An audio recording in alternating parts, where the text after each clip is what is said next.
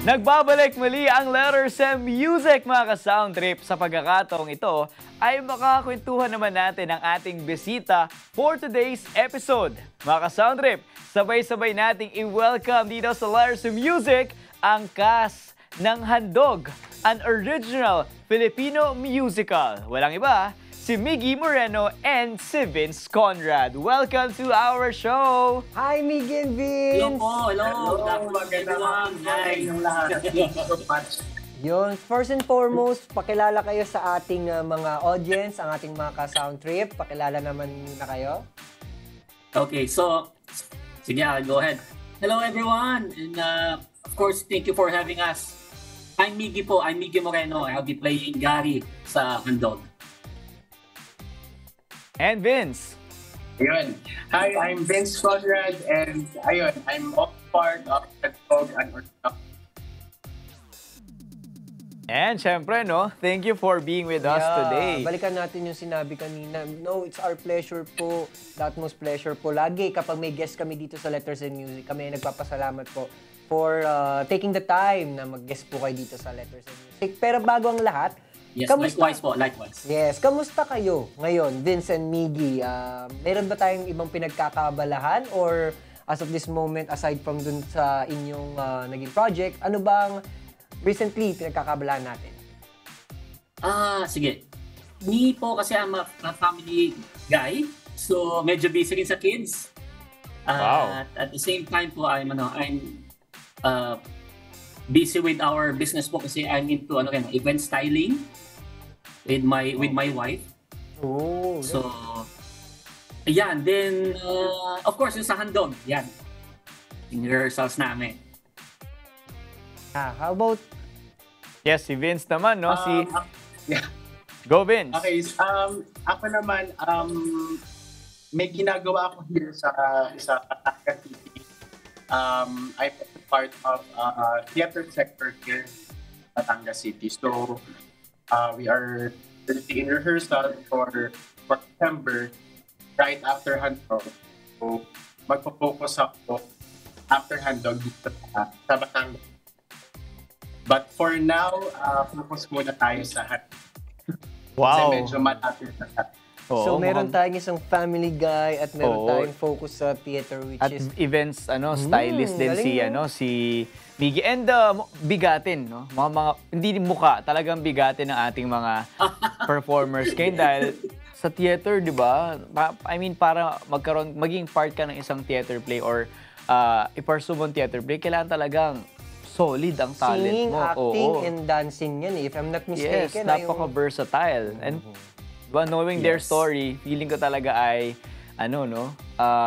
magugustuhan talaga ng mga tao ang kanilang handog. Uy, handog para sa atin. Of course. Well, speaking of handog, ay for sure talaga magugustuhan nila. Maaari nyo bang maibahagi sa amin ang patungkol sa Handog, an original Pinoy musical? Sige. Actually, Handogs, kasi it explores the philosophy of giving. Wow. Kasi 'di ba andun yung kumbaga, is there a bad side of it? Kumbaga, okay lang ba kahit bigay ka ng bigay, okay siya, or meron ding bad side ng sobrang pagbibigay naman.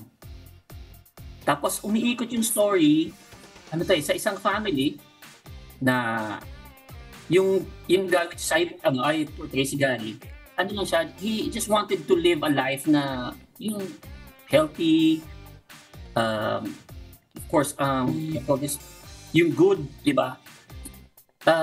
Of course, sa parte ng bawat pamilya, dumarating yung mga pagsubok.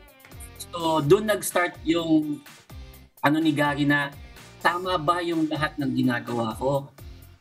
O baka, kumbaga, kulang pa ba to? O baka sobra na? So, doon tumatakbo yung story. Wow, thank you, Migs.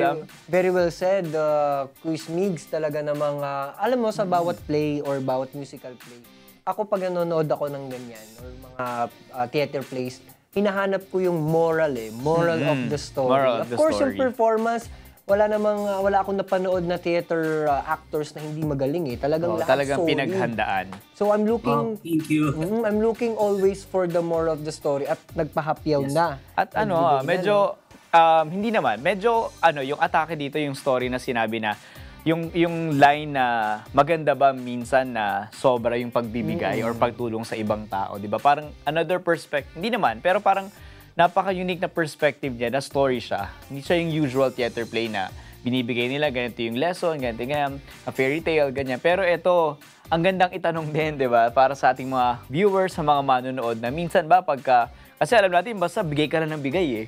Diba? Maraming ganun. Oo. So, let us see, di ba, with Handog, kung ano ba ang ating mga matututunan pa. And with that, syempre, we're also excited to get to know part of the theater. Siyempre, yung mga characters. Actually, binanggit na ni, if I'm not mistaken, Quiz Mig. Quiz Miggy, binanggit mo na si Gary, di ba? Yes. Oh, how about naman si Vince, yung character? Oh, what about the character of Vince? Ayun, I will be playing the role of Mike. He's actually a childhood best friend ni Paul Gomez, played by Dre. Ayan, so hindi lang siya about the philosophy of living. So parang may enjoy siya ng barkada. Kasi nakikita nyo sa update kung paano ma-resolve issues about friendship. Of course, kasi ako, yung character ni Mike, dadating sa point na medyo paiisip sa dalawang magkapatid, Gary Gomez. Pero andun siya sa point na parang kung paano babalansin. So, yun yung kailangan nilang kapangalan. Paano pa? On October. Go! Yes, at talagang aabangan niya ng ating mga ka-soundtrip dito sa Letters and Music. Now, na binigyan tayo ng hypnosis, hypnosis, or bahagyang background sa mga characters. Gusto naman namin matanong yung background in terms of, syempre mauna muna si Quiz Miggy sa pagsagot, no? Ano ba yung mga naging inspirasyon po ninyo sa pagpasok dito sa industry ng entertainment, lalo na sa theater arts, since may iba't iba pa pala kayong ginagawa, no? Lalo na si Quiz Miggy. Ano ba naging inspirasyon po? Actually, sir, siguro I just wanted to, one good reason, so I just wanted to share yung talent na binigay sa atin ng Lord. Kasi once you're performing on stage, iba yung feeling na nakikita mo yung reaction ng audience mo, yung pumapalakpak sila, tumatawa sila kung nakakatawa, yung nadadala mo sila dun sa story to imagination, di ba? Dinadala mo sila dun sa fantasy na yun na you are part of this story. So, yun yung pinakamasarap na feeling. Yun yung hinahanap namin bilang mabigay namin yung dapat na iparating namin sa audience. So, yan siguro yung isa sa, not inspiration, but I just wanted to share the feeling of, yung nandoon ka nagpa-perform. Oo, iba talaga yung feeling din kapag yung audience, nakikita nila yung, parang sabi nga na, therapeutic daw yung feeling kapag nakakanood ka ng isang theater play. Parang ako, pag nanonood ako sa theater, parang achievement siya. Kasi nakita mo yung galing, yung emosyon ng mga characters. And especially if you're there, literally live, you're watching it. Kasi di ba nung pandemic, medyo naging online yung datingan ng ating mga theater performances, no? Pero kay Vince naman, what about it? Ano bang inspiration behind sa pagpasok ng industry na to, and specifically sa theater arts?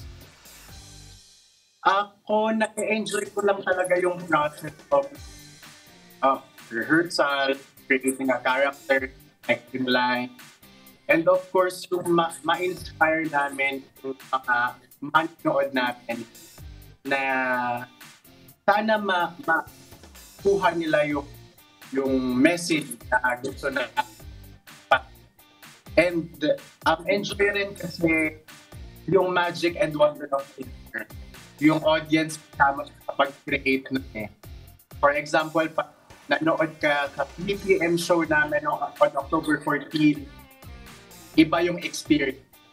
Pag nanood ka sa EPX, iba rin yung experience because that's the beauty of live theater. So, good. Kung si Sir Miggy or Kuya Miggy, he wants to share yung talent na ibinigay sa kanya, si Kuya Vince naman, ang gusto niya, ma-promote, of course, the theater. Kasi, Yes. yun nga, lalo na nawala ng bahagya because of the pandemic. But now, since Pandemic. tuloy-tuloy na, ang dami ng mga estudyante na pwedeng manood.